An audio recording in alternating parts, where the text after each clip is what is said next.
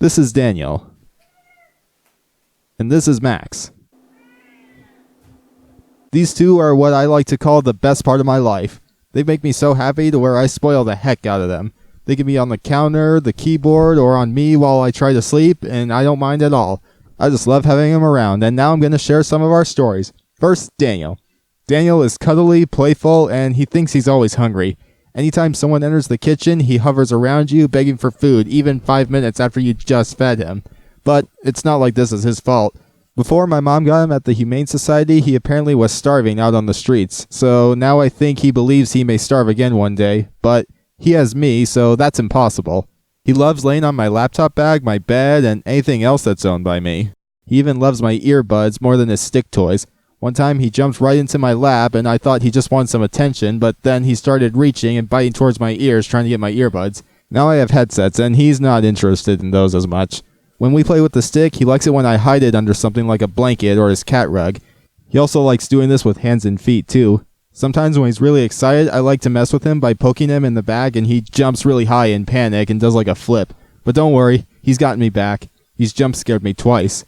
The first time was when I was in bed and I saw Max out in the hall through a crack in the door and I got down to get a better look and then Daniel peeked his head around the corner and I didn't see that coming and I got a little startled. The second time was a different night when I had to get up to use the restroom. When I have to get up in the middle of the night, I always go down very slowly in case there's an unsuspecting cat at the bottom. I got down and just before I could take another step, I hear a meow right in front of me and my heart jumped. And that meow was, of course, from Daniel. I sometimes call him a slender cat because he always has a habit of appearing out of nowhere. Alright, Daniel's had enough attention, now let's move the spotlight over to Max. Max is a scaredy cat. Both of them are terrified of new people, vacuums, bubbles, and even balloons, but Max is scared of everything bigger and noisier than him. My guitar, my laptop, and for some reason, shoes. If you're wearing shoes, it doesn't matter how well he knows you, he will run like hell. But he eventually calms down and comes out sooner or later, and when he does, he's a beggar for attention. Unlike Daniel, where if he wants attention, he'll just get up right in front of you, Max wants you to come to him, and he'll meow until you respect his wishes. The problem is, he hates cuddling. If you hug him or stay too close to him for too long, he'll move away and then beg for you to follow him. But lately we found a compromise. If I pet him enough while laying down, he'll sometimes get on my chest and headbutt me in the face. I also figured out that he really loves to be brushed, which leads to more headbutts. One thing that Max hates more than anything besides shoes and new people is closed doors. Sometimes he doesn't even want to go inside whatever room he's asking for. He just wants every door open just in case he decides later he wants to be in that room. This next story I've told almost everybody I know. One day when Max was a kitten, I was just minding my own business eating some mac and cheese. Then Max jumped on the table and tried to eat some.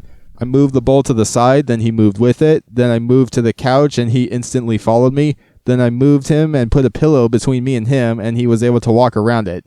Eventually I gave him a little bit because he worked hard for it. Now I want to talk about something that involves both of them. Did you see the live action remake of The Lion King? I didn't, but I saw a remake of Mufasa's death starring Daniel and Max. They were in the cat tree when they got into their usual fights. Then Daniel managed to knock Max off to where he was hanging off the edge. They paused for a second and then Daniel swiped him in the head and then Max fell. 5 inches. 10 out of 10 acting. Give these two an Oscar.